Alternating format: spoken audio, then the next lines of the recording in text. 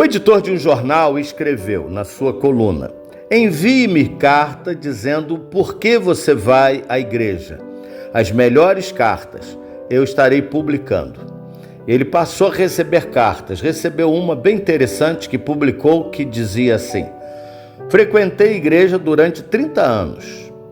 Ouvi cerca de 3.000 sermões. Parei de ir à igreja e os 3.000 sermões que eu ouvi, um ou outro eu me lembro. A maior parte deles eu não me lembro absolutamente nada do que foi pregado. Conclusão: perdi meu tempo indo à igreja, ouvindo mensagens, e os pregadores perderam seus tempos também, preparando a mensagem, pregando a mensagem para mim. Por isso parei de ir à igreja. Essa carta foi publicada e gerou muita polêmica, porque outras cartas foram publicadas e o editor resolveu publicar uma outra, contradizendo a esta. O outro escritor disse assim: estou casado há 30 anos. Durante esse tempo, minha esposa deve ter cozinhado umas 3.000 refeições. Tirando uma ou outra, eu não me lembro da maioria delas, mas de uma coisa eu sei: todas elas me nutriram e me deram a força que eu precisava para fazer o meu trabalho. Se minha esposa não tivesse me dado estas refeições, eu e meus filhos estaríamos desnutridos ou até mortos.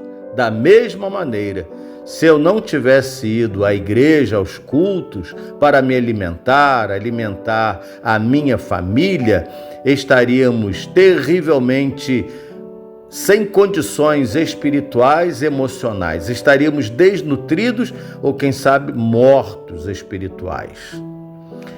Isto me faz lembrar do que Jesus escreveu, ou melhor, disse em Mateus 4:4. Nem só de pão o homem viverá, mas de toda palavra que sai da boca de Deus.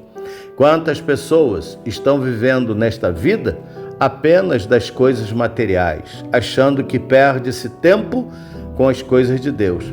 Lembrar de sermões seria o mesmo que lembrar de todas as refeições. Não lembramos de todas as comidas que comemos, mas uma coisa sabemos, é que elas nos nutriram. Lembrar de sermões não é necessário. O importante é saber que tudo que se ouviu da palavra de Deus, tudo que se leu da palavra de Deus, toda a comunhão vivida na igreja durante anos e anos, nos nutrem e nos fazem ficar fortes para enfrentar os desafios de um mundo tão difícil. O Senhor Jesus diz que nós não temos que nos alimentar apenas do pão material que perece, mas do pão espiritual. A Bíblia também diz que por se multiplicar a iniquidade, o amor de muitos se esfria. Quantos estão se esfriando das coisas espirituais por causa das tentações materiais? Que Deus nos guarde, nos proteja e que nos mantenhamos firmes nas coisas de Deus. Bendito Deus e Pai, obrigado por teu amor, porque o Senhor sempre está nos alimentando com a tua palavra, com a comunhão da tua casa, da tua igreja, em nome de Jesus. Amém.